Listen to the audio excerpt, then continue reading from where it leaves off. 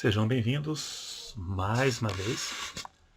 E vamos a mais uma questão, mais uma dúvida, mais uma polêmica.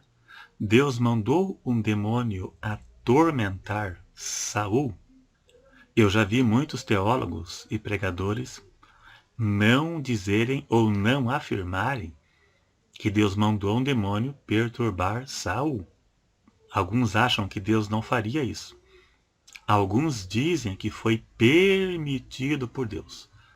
Mas, de qualquer forma, foi permitido mesmo, porque Deus permitiu devido à sua desobediência. E veja que o demônio entrou quando o Espírito Santo saiu de Saul. Saiu o Espírito Santo e se apoderou um demônio. Vamos ler quando o Espírito Santo entrou em Saul e ler quando se afastou, para ficar mais fácil a compreensão e também contextualizar melhor a história e ficando mais fácil a interpretação. Vamos ler 1 Samuel 10, verso 6, e embaixo do vídeo tem o local para você clicar em gostei. Clique aí para ajudar na divulgação do vídeo e se inscreva se não for inscrito e clique no sininho para que quando eu postar um vídeo você seja notificado. Veja na sua tela. 1 Samuel 10, verso 6, diz que o Espírito Santo se apoderou de Saul. Veja aí. Samuel disse para Saul: "E o Espírito do Senhor se apoderará de ti, e te mudarás em outro homem." E realmente aconteceu isso. E veja que Saul foi transformado quando o Espírito Santo se apoderou dele. Isso indica também que é impossível o Espírito Santo se apoderar de alguém e a pessoa continuar a mesma coisa. Ele disse: "O Espírito do Senhor se apoderará de ti e te mudarás em outro homem." Agora, no capítulo 16 e verso 14, lá diz que o Espírito Santo se retirou de Saul. Veja aí. "E o Espírito do Senhor se retirou de Saul, e o assombrava um espírito mau." Agora veja na sua tela. "Da parte do Senhor." É aqui que está a questão, aqui está a polêmica. É possível Deus enviar um espírito para perturbar alguém? Sim, é possível sim. Com isso temos a certeza que é possível sim o Espírito Santo sair de uma pessoa caso ela volte para o pecado. Caso não se sujeite a Deus, como fez Saul em desobedecê-lo de forma contínua e deliberada, até que o Espírito Santo se retirou dele. Quando um crente se afasta da palavra, o Espírito Santo não se afastará de imediato. Veja no caso de Saul, que depois que desobedeceu e recusou a correção, demorou um tempo para que o Espírito Santo se afastasse dele. Também temos o exemplo de Davi. Ele cometeu um pecado grave, um adultério. Pior que o pecado de Saul, que foi uma desobediência. Davi cometeu um adultério e um homicídio. O pecado de Saul foi menos grave que o de Davi. A diferença foi o arrependimento. E mesmo com o pecado grave de Davi, o Espírito Santo não se retirou dele de imediato. Ele se consertou com Deus a tempo disso acontecer. Veja que Davi disse no Salmo 51, verso 11: "Não me lances fora da tua presença, e não retires de mim o teu Espírito Santo." Indica que ainda não havia se retirado dele. Não retire. Então ele não sai de imediato, mas um dia sai. Voltando ao caso de Saul, podemos ver que ficou claro que se apoderou de Saul um demônio da parte do Senhor. A pessoa que se afasta de Deus ou nega a sua palavra fica exposta a influências malignas e algumas pessoas ficam até mesmo possessas. Existem pessoas endemoniadas e não.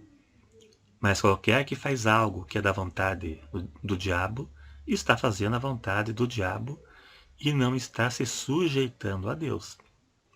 E Deus pode enviar um demônio para perturbar a pessoa como forma de juízo, como foi no caso de Saul.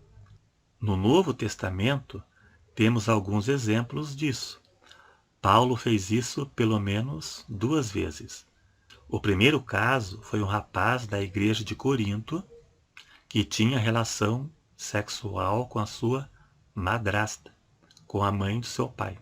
Paulo o entregou a Satanás para que pelo sofrimento viesse a arrepender-se. 1 Coríntios 5, verso 5. Veja aí. Paulo disse: seja entregue a Satanás para a destruição da carne, para que o espírito seja salvo no dia do Senhor. E veja que Paulo disse: destruição da carne pelo diabo. E isso indica que o diabo iria tocar no rapaz. E pelo sofrimento ele iria se arrepender e ser salvo. Outro caso, Paulo entregou 2 homens que se desviaram e estavam causando transtorno a Paulo.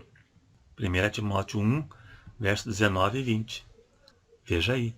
Conservando a fé e a boa consciência, rejeitando a qual alguns fizeram naufrágio na fé.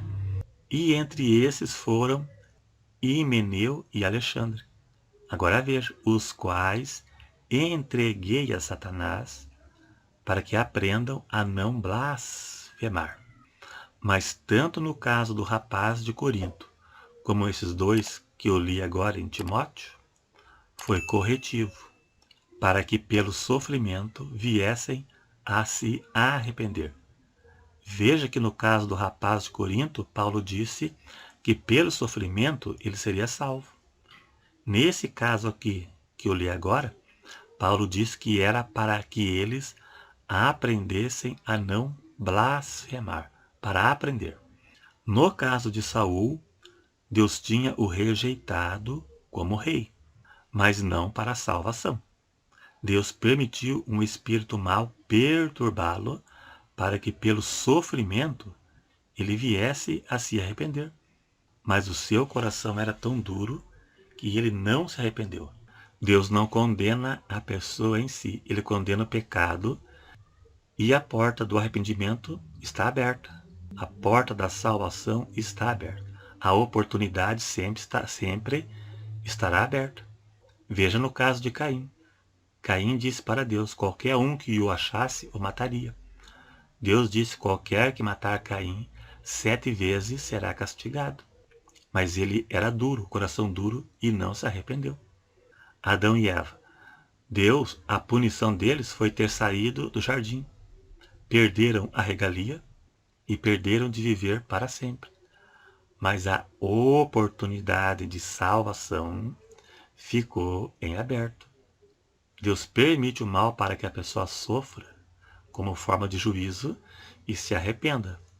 Às vezes o juízo causa a morte, mas a pessoa teve tempo de se arrepender, como foi a geração do dilúvio. Tiveram 120 anos de prazo para se arrepender. Israel no deserto teve 40 anos. A maioria morreram prostrados no deserto. Deus disse: o meu espírito não contenderá para sempre com o homem. Então existe um prazo entre Deus e o homem. Muitas vezes o juízo é inevitável e a condenação é eterna caso não se arrependa também, como foi no caso de Saul. Mas Deus não condena ninguém a ponto de dizer que este não tem mais perdão, né? E realmente Deus permitiu sim um demônio para perturbar Saul, para que ele sofresse, para que ele se arrependesse pelo sofrimento, o que não aconteceu, né? Então Deus pode permitir sim, na grande tribulação. Será uma ação demoníaca, usando o anticristo e o falso profeta, né? Deus vai entregar aquele povo às influências do diabo, para que sofram. Deus enviará o espírito do engano para aqueles que não tiverem importância de conhecer a verdade. Deus enviará o espírito do erro, a operação do erro. São influências malignas na vida daqueles que não deram importância à verdade. Mas a oportunidade de salvação e arrependimento estará aberta. É isso aí. Se gostou, dá um like. Se não é inscrito, se inscreva.